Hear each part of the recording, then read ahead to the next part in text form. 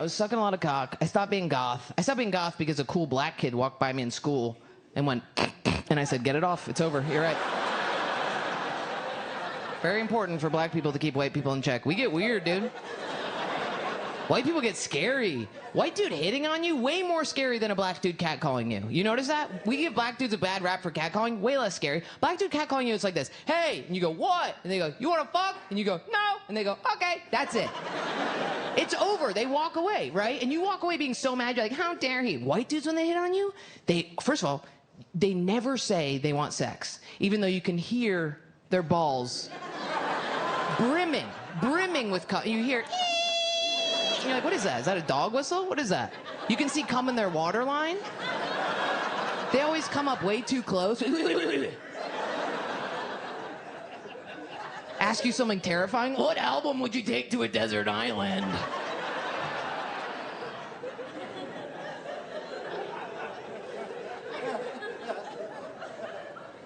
Anyway, but I lost a bunch of weight because of the cock, and I lost a bunch of weight really quickly because I just, started blowing dudes instead of eating.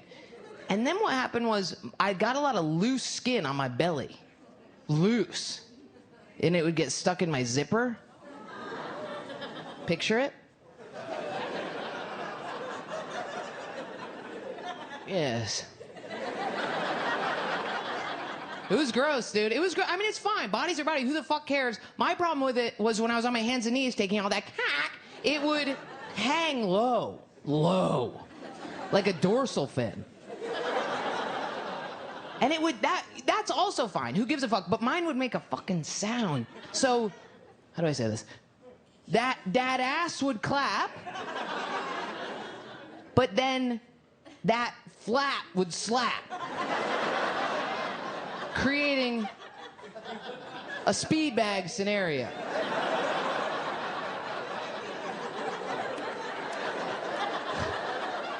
They would want to keep it on tempo. We both wanted to stay on tempo. We'd run a bucket chicky, bucket chicky, bucket chicky, bucket chicky. But sometimes it would get off tempo, and that's awkward, so we'd have to work together to be like, 1, 2, 3, bucket chicky, bucket chicky, bucket chicky. Yeah, dude, we got it. So I got plastic surgery. I got it cut off. I did it. I'm one of these girls who got plastic surgery. Did not change anything. I thought it was going to take away all my insecurities. Zero. I should have kept it. Why? Because I could have made a little rock pocket out of it. Oh, could you imagine? I could have kept a rock in my little skin pocket.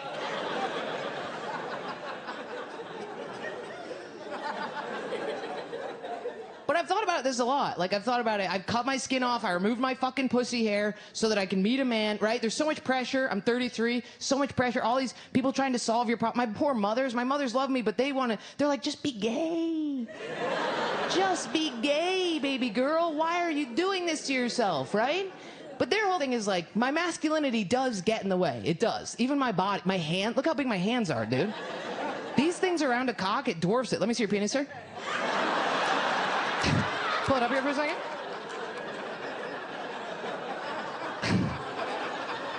It gets little, dude. It's like it's really intense. And but their whole thing is like, if you're gay, you can escape heteronormativity. You don't have to deal with the man-woman dynamic. And I'm like, is that true? Because it seems like lesbians have a pretty heteronormative dynamic. Every lesbian couple I know, there's a man and a woman, dude. One of my moms is a lipstick lesbian. She carries around the fucking... She's a hairstylist. She has the bag that has no strap. What's that called? Snatch? Clutch? Clutch is in a car. Whatever. She does the long eyelash extent. She does the long nails, right? When did we decide as a gender that elongating the dead parts of our body is what makes somebody beautiful? Where was I? And we're like, it's really elegant. It's fucking crazy, dude. Why do we have to immobilize ourselves more? My friends with these nails are like, can you put the water in my body? I can no longer operate any motor skills. Please help. And then my other mom is a CrossFit instructor. She looks like a French bulldog, She wears a bolo on special occasions. I'm like, yeah, you're a man, Donna. You're a man and a woman in a heteronormative relationship. You know what I mean? They look normal. I shouldn't say normal. They look like one of God's children. If God saw them, he would be like, go right in. I feel more queer than them. I'm this fucking pseudo-lesbian fucking all these little NPR beta cucks. Strapping all these little dorks to the back of my motorcycle being like, wrap your legs around me, little buddy. And they're like, okay, boys, my laptop bag gonna be okay? Because my laptop's in it. I'm sick of it. And then my other mom, you know, my biological mom, she doesn't care. She just is, she wants me to find somebody. I don't even know if she does. She just says shit that's mean on accident. Like I bought a house upstate, right? Not upstate, like not like upstate, but like upstate, you know? Like, you know, paintball upstate. And I was in the house and it needs a lot of work and I was crying because me and my dad used to do carpentry together. It needs a lot of work, and he's dead, right? And also, when you buy a house, you want to fuck your dad in it, right? That's number 3. That's number 3. That's the last one.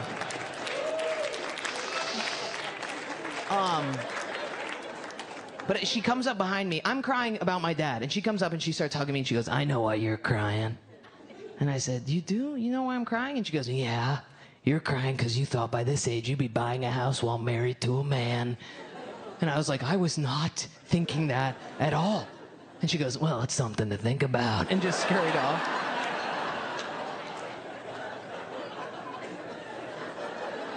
And I get it. You want to be in a partnership. If you want to have kids, I don't know if I want to have kids. Having kids is a little fucked up. Here's the deal. If I don't have kids, here's what I'm worried about. Being a woman is it's a bad gig, okay? We're having a bad time, okay? It's rough. It's hilariously bad.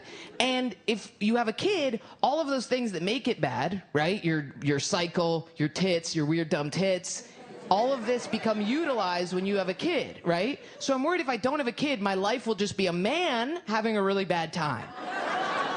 Does that make sense? That's what I'm worried about. Because when you have a kid, all of a sudden your whole body gets utilized and men become completely irrelevant, right? Which is, dude, I went over to my friend's house. She just had a baby, okay? Dude, it was fucked up. She looked fucked up. Have you seen one of these ladies? She was still pregnant. I was like, why are you, the baby was out. I was like, why are you still, what's in there? And she was like, I don't know.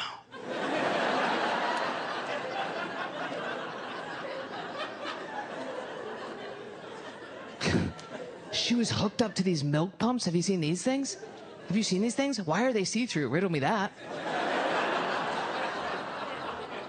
Her tits, her big tits were in the cones, and it was making this like hypnotic sci-fi matrix. It was like that.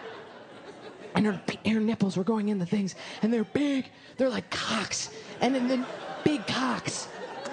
Why do the nipples get so? And the milk was coming out of them like, come out of the cocks. It was so gross. And I was like really overwhelmed. And I was like, why are you pumping? And she was like, I'm an overproducer. And I was like, never say that again. Never say those words again. And I was like, and then she took her nipple out and she was putting it in the baby's mouth. And you watch the mom just dissociate, just like, that's a good latch. And I was like, why are you breastfeeding? And she was like, I have to also breastfeed because the baby might have bacteria in its mouth and my nipple will know to produce an enzyme that cures that bacteria. I was like, what did you just say to me? What are you talking about? Your nipple is like, I got it. No, I'm on it right now. What? Who knows? Your nipple knows? And then I turn and her fucking Where's Waldo-ass husband is in the kitchen like, you guys want pizza? I was like, what is he doing alive? That's bizarre, right? That women have to go through all the biology, right? We still have to fucking pump out a kid and hook it up to our fucking system like that. But man, you don't have to hunt and kill and bring it back. You just have it, no, I downloaded the Uber Eats app. It took a minute to load, but I got it. That's fucking insane, dude. I looked this up. I started getting obsessed with this. I was like, why do women have to have... I was worried I had a giant vagina. And I went into the doctor. I wasn't like, check my giant vagina. I did not do that. I had a lump in my vagina. Don't say ew. Did you just say ew? Are you fucking kidding me? That's crazy. And it wasn't a man's voice. If it was a man's voice, I would have accepted it. It was a woman's voice. Okay, I didn't say it was a zit, okay, which would still, you should accept my vagina for who it is and how it is and what it decides to do with its life. But mine had it was a lump, okay? Bitch. That's scary. Men, if you have to have sex with that lady, that's horrifying. You have to pull your subpar penis out and she's, ow. I will never do that to you, just so you know. I'll go like this. Oh.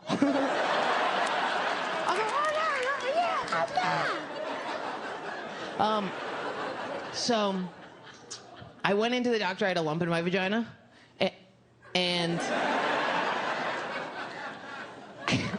it wasn't bad. It's not bad. It was a gland that I was tugging and pulling at, and she's like, "You gotta stop tugging and pulling at this." And I was like, "You gotta take my fingers off, then. You gotta take both my hands, please." But she had the curling iron in there. I hate that thing. Why is it so dry? It pulls your outer labia in. Oh, like a witch's finger. Just... Or they overlube it. You ever get the cool doctor who's like, "No, don't worry, I got you." And then they...